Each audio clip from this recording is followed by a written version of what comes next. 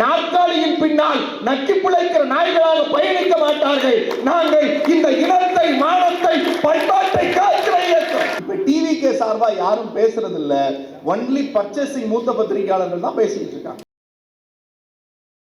ஆட்சி மாற்றம், அதிகாரம் கிடைக்கிறது. நான் அரசியல் பேசவில்லை. ஆட்சி அதிகாரம் மாறுகிற போது ஒரு பெரிய மரத்தில் அந்த மரத்தின் கனிகளை உன்று கொழுத்து தின்று வளர்ந்த பறவைகள் திடீரென்று ஜகை மாறுகிறது. பூட்டி இருக்கிற கதவின் வாசலில் போய் நாங்கள் உங்களுக்கு அடிமை சேவகம் செய்ய காத்திருக்கிறோம் என்று சிலர் காத்திருக்கிறார்கள். அண்ணா அறிவாலயம், ஆட்சி இல்லை, அதிகாரம் இல்லை, ஆனால் கலைஞர் அரங்கத்தில் அழகாய் வரிசையாய் உட்கார வைத்து மாற்று இயக்கத்தினவர்கள் தலைவர் முன்னால் இயக்கத்தில் சேருகிறார்கள். இந்த இரண்டுக்கும் உள்ள வேறுபாடு என்னவென்றால், இந்த இயக்கம் எவ்வளவு பலமானது, வலிமையானது என்பதற்கு இங்கே உட்கார்ந்திருக்கிற இந்த பக்கம் உட்கார்ந்திருக்கிற இந்த இயக்கத்தின் வேர்கள், இந்த பக்கம் உட்கார்ந்திருக்கிற இந்த இயக்கத்தின் வருங்கால கிளைகள். இதுதான் இந்த இயக்கம். கொள்கை மறவர்களால் உருவாக்கப்பட்ட எந்த இயக்கமும் நாற்காலியின் பின்னால் நக்கி பிழைக்கிற நாய்களாக பயணிக்க மாட்டார்கள். நாங்கள் இந்த இனத்தை, மானத்தை, பண்பாட்டை காக்கிற இயக்கம். என் தங்கை சொன்னார் நேற்றைக்கு மதுராந்தகத்தில் பேசியவர்கள் எல்லோரும் பேசினார்கள் என்று. நான் அவர்களுக்கெல்லாம் பதில் சொல்லுவதே இல்லை. ஆனாலும் ஒரு செய்தி சொல்லுகிறேன். இங்கே 2 அமைச்சர்கள் இருக்கிறார்கள். எங்களுக்கு அவர்கள் என்னாலும் அமைச்சர்கள் தான். தாயை மாற்ற முடியுமா? தலைவனை மாற்ற முடியுமா? கொண்ட கொள்கையை மாற்ற முடியுமா? அதிகார பசிக்கு வேண்டுமானால் சோபாக்கள் மாறலாம், நாங்கள் மாற மாட்டோம். எங்கள் உயிர் போனாலும்.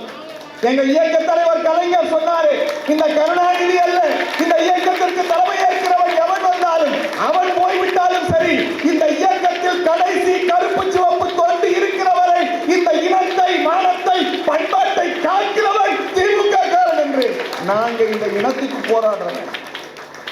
நேற்றுக்கு அந்த அமைச்சர் பேசினார். எங்க அண்ணன் ஒரு 9,500 கோடி RSS காரணெல்லாம் சுரண்டி வச்சிருந்த நிலத்தை எல்லாம் புடுங்கி கோயிலுக்கு கொடுத்தார்.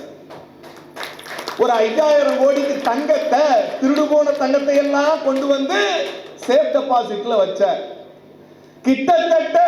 கிட்டத்தட்ட 5,000 கோயில்களுக்கு குடமுழுக்கு நடத்திய ஒரே ஆட்சி எங்க ஆட்சி தான். அது மந்திரி, இந்த மந்திரி, இந்த முறுக்குக்கு மேனுஃபேக்சரிங் டேட் இருக்கு. இந்த மாவு நீங்க எங்க வாங்குனீங்கன்னு ஒருத்தர் கேட்கிறாரு. அவரையும் நாம அமைச்சர்னு எங்க வாயால கூப்பிட சொல்றீங்களே, உங்களை தற்குறின்னு சொல்லாம வேற என்ன சொல்றது? எங்க அண்ணன் பக்கத்துல இருக்கிற பள்ளிக்கல்வித்துறை அமைச்சர் நாமக்கல்ல இருந்து ஒரு பாப்பா மனு போடுது. எங்களை எல்லாம் காலனி பிள்ளைங்கன்னு சொல்றாங்க.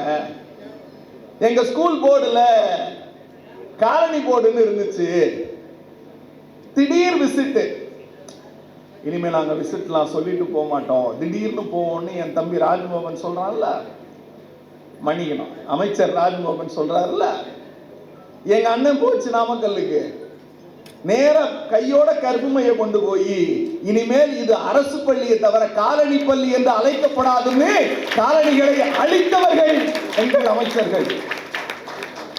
234 தொகுதிகளில் இருக்கிற அரசு பள்ளியை போய் ஒரு அமைச்சர் சந்தித்தார் என்றால் அது எங்கள் அமைச்சருடைய செயல்பாடு. நீங்க கத்துக்குங்க, நல்லா கத்துக்குங்க. எங்களுக்கு யாரும் டைம் கொடுக்க மாட்டேங்கிறாங்கன்னு எல்லாரும் பேசுறாங்க. நான் டிவிக்கே போறதில்லை. ஏன் போறதில்லைன்னா, இப்ப டிவிக்கே சார்பா யாரும் பேசுறது இல்ல, ஒன்லி பர்ச்சேசிங் மூத்த பத்திரிகையாளர்கள் தான் பேசிட்டு இருக்காங்க. நாங்க அவங்கள்ட்ட என்ன கேட்க முடியும்? கேட்டா ஓவரா அடிச்சா எங்களுக்கு அதுக்கு சம்பந்தம் இல்லைம்பாங்க.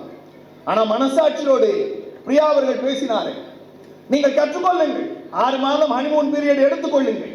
ஆனால் இந்த 32 நாட்களில் 247 பாலியல் வன்புணர்வுகள் இந்த மாநிலத்தில் நடந்திருக்கிறது. இந்த மாநிலத்தில் நடந்திருக்கிறது. போக்குவரத்து பேருந்து எங்க என்று கேட்டால் நீ சாப்பிட்ட நான் சாப்பிடலன்னு சொல்ற ஒரு அமைச்சரை பெற்றிருக்கிறோம். நீ எந்த துறைக்கு அமைச்சர்? சுற்றுலாத்துறை அமைச்சரா, சுற்றுச்சூழல் துறை அமைச்சரா? சார், மீன்வளத்துறை அமைச்சர் நீங்க. கச்சத்தீவு பிரச்சனை, அங்கிருந்து அந்தோனியார் கோயில் திருவிழாவுக்கு போன மக்கள் கேட்கிறாங்க. No comments. இந்த மாற்றத்தை தானே நீங்க எல்லாம் எதிர்பார்த்தீங்க. இந்த நாடையும் நாட்டு மக்களும் நாசமாய் போகட்டும் என்றார் அப்படின்னு எம்.ஆர். ராதா சொல்லுவார்ல.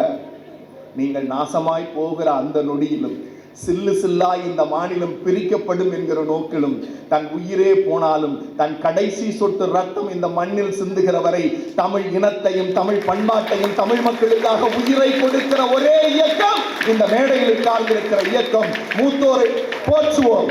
சார், இன்னமும் சொல்றேன், இந்த இயக்கத்திலிருந்து எவனும் போகல. இந்த இயக்கத்திலிருந்து எவனும் போகல. இந்த இயக்கம் ஏனென்றால் கொள்கை வழி வந்தது, சித்தாந்த வழி வந்தது, இந்த இனத்தை பாதுகாக்க வந்தது, கருப்பு சிவப்பு என்கிற அடையாளத்தோடு வந்தது, இந்த மண்ணின் மானத்தை பாதுகாக்க வந்தது. மிஸ்டர் ப்ரோ பேசினார்ல டெல்லியில, ப்ரோ பேசல, பேப்பர் பேசிச்சு. என்ன பேசிச்சு தெரியுமா? தமிழ்நாட்டில் 42% பெண்கள் வேலை பார்க்கிறார்கள். இந்தியாவிலேயே 1 ட்ரில்லியன் பொருளாதாரத்தை நோக்கி இந்த மாநிலம் போய்கொண்டிருக்கிறது. அதிகபட்சமாக 67% உற்பத்தி திறனோடு இந்த மாநிலம் இருக்கிறது. இந்த மாநிலத்தில் தனிநபர் வருமானத்தில் முதலிடத்தில் இருக்கிறது. இந்த மாநிலம் தான் தனிநபர் கட்டமைப்பு, தனிநபர் மேம்பாட்டில் முதலிடத்தில் இருக்கிறது. தொழில் முதலீட்டில் முதலிடத்தில் இருக்கிறது. தொழில் ஊக்குவிப்பில் முதலிடத்தில் இருக்கிறது. இதை பேசினது மிஸ்டர் ப்ரோ சிஎம். ஏப்பா, எல்லாத்துக்கும் 6 மாசம் டைம் கேட்ட எங்க பிள்ளைக்கு உன் பேரை வைக்கணும்னு போய் டெல்லியில பேசிட்டு வந்திருக்கீங்க, நியாயமா? எங்கள் தலைவர் சொன்னாரே, அண்ணா சொன்னது அன்றைக்கு, எங்கள் முத்துவேல் கருணாநிதி ஸ்டாலின் சொன்னார், இந்த ஸ்டாலின் கொண்டு வருகிற திட்டத்தை யாராவது தடுத்து நிறுத்த வேண்டும் என்று தமிழ்நாடு கீழே போவதற்கு சமம், அதற்கு தைரியம் இருக்காது. இன்னைக்கும் சொல்றேன், இந்த மாநிலத்தை ஆளுவது முத்துவேல் கருணாநிதி ஸ்டாலின் தான். சார், வெறும் 17 லட்சம் ஓட்டு தான் சார் வித்தியாசம். வெறும் 17 லட்சம் ஓட்டு தான். 234 தொகுதிகள்ல வெறும் 7000 ஓட்டு ஒரு தொகுதிக்கு. உங்களுக்கு பெரும்பான்மை இல்லை. மக்கள் உங்களை ஆதரிக்கவில்லை. மக்கள் எங்களையும் ஏமாத்தல. உங்களுக்கு இணையா எங்களுக்கு ஓட்டு போட்டிருக்கான். உங்களுக்கு இணையா எங்களுக்கு ஓட்டு போட்டிருக்கான். எங்கேயோ ஒரு இடத்துல நாங்க எதிரிகளை பிக்ஸ் பண்ண மறந்துட்டோம், அவ்வளவுதான். இது தோல்வி அல்ல. இந்த தோல்வி என்பது நாற்காலி எங்களுக்கு கிடைத்தால் நாட்டுக்கும் நாட்டு மக்களுக்கும் நல்லது செய்வோம். அப்படி கிடைக்காவிட்டால், நாட்டு மக்களுக்கு எவனேனும் நல்லது செய்யாவிட்டால் அவனை பிடித்து நடு ரோட்டில் நிப்பாட்டி ஏன் செய்யவில்லை என்று கேட்கிற எங்கள் இயக்கம் இருக்கிறது. போராடுவோம், ஆட்சியை மீண்டும் தக்க வைப்போம். இந்த இனத்திற்காக, இந்த மண்ணுக்காக, கலாச்சாரத்தை பண்பாட்டை பாதுகாக்கிற ஒரு இயக்கத்தில் நாம் உறுப்பினர்கள் மரணிக்கிற வரை கருப்பு சிவப்போடு பயணிப்போம் என்கிற உறுதியை ஏற்போம். வாய்ப்பளித்தமைக்கும் வாய்மொழி கேட்டமைக்கும் நன்றி பாராட்டி விடைபெறுகிறேன். நன்றி, வணக்கம்.